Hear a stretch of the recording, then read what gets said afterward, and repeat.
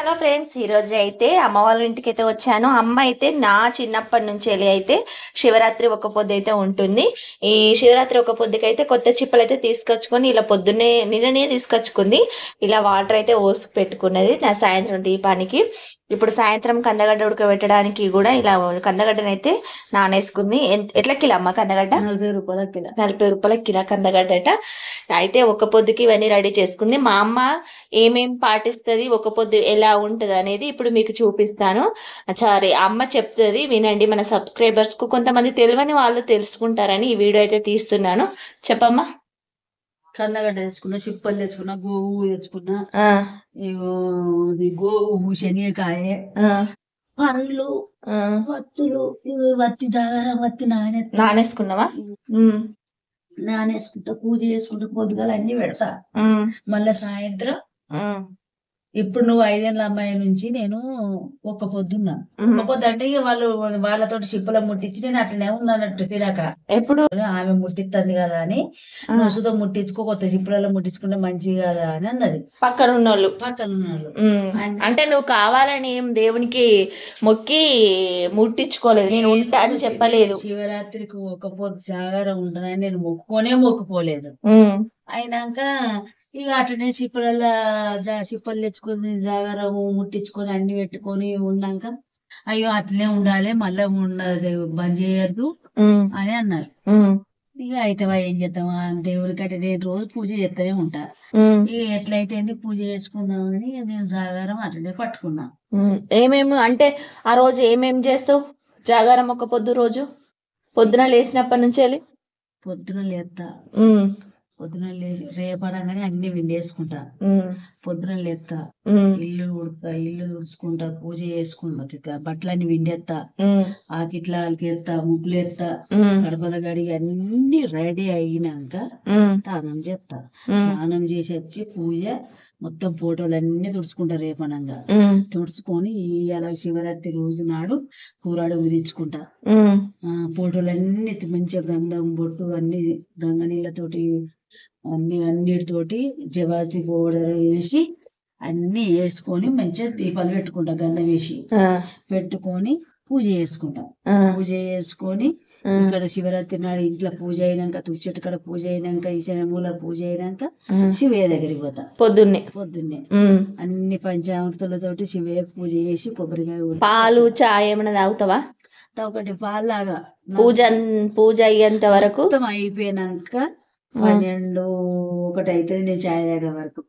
చాయ్ అయినా పాలైనా ఏదో ఒకటి తాగుతా. పండ్లు తెస్తా, అన్ని రకాల పండ్లు తెస్తా శివయ్యకు.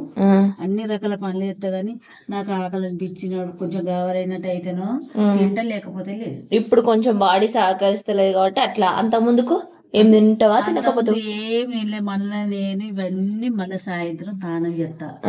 తానం చేసి కొన్ని పల్లీల సత్తు చేస్తా.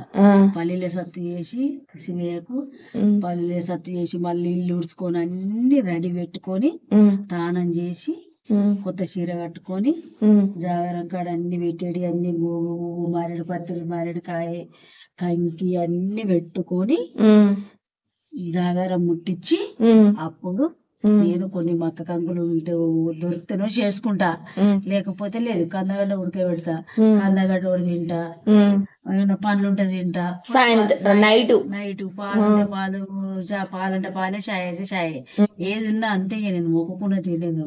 ఇంట్లో దీపం పెట్టి మళ్ళా బయట గుడికి పోతావు కదా. మళ్ళీ సాయంత్రం గుడికి పోవచ్చు. రాత్రి 12కి మారేడు పత్రి పెడతాను. లింగోద్భవం 12 గంటలకు గుడికి వెళ్తావు. అక్కడ ఉన్నాక అందరితోటి పోయి పెట్టేచ్చినాం. ఇప్పుడు పోతలేదు, నా ఇంట్లోనే గుడి, నేను ఇంట్లోనే భక్తి ఛానల్ పెట్టుకుంటా. ఆ దేవుని అన్ని ఎన్నుకుంటానే ఇంట్లోనే ఉంటా. నీ రోజు భక్తి ఎప్పుడు నడుతూనే ఉంటది కదా. అంటే నేను ఆ శివయ్యకు మొక్కుకుంటా ఉంటా.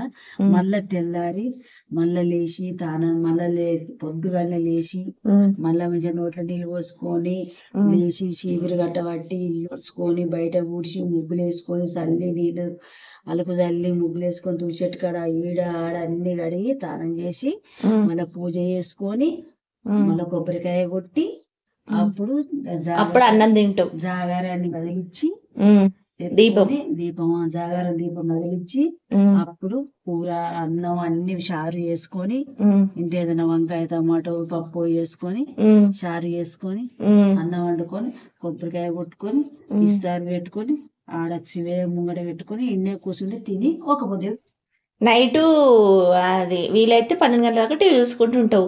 కింద పడుకుంటారా మన బెడ్ పైన? నాకు నడుమ ఆపరేషన్ అయింది, నాకు శాత కాదు. అప్పటి నుంచి వెళ్ళి బెడ్ పైన పడుకుంటా. బెడ్ వినే పంట కానీ అంత ముందు కింద పడుకునేదాన్ని. పడుకుండు ఇక నాకు శివయ్య చూసుకుంటూ ఉంటాను. 12 అయిపోతుంది, ఏముంటది ఇక మనం ఈ రోజు పడ్డట్టేనే అనుకొని ఇక నేను బెడ్ వినేమంటా. ఇక అంటే అంటాను లేకపోతే ఇష్టం ఇక నాది. ఇక అంతే గిదని ఏది లేదు.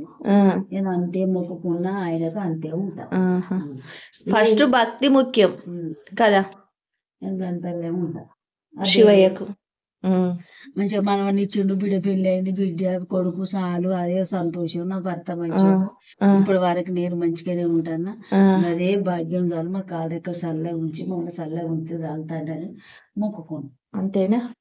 నీకు మంచిగా శివయ్య ఉన్నదాననే తృప్తి కలుగుతుంది చాలనుకుంటావు కదా.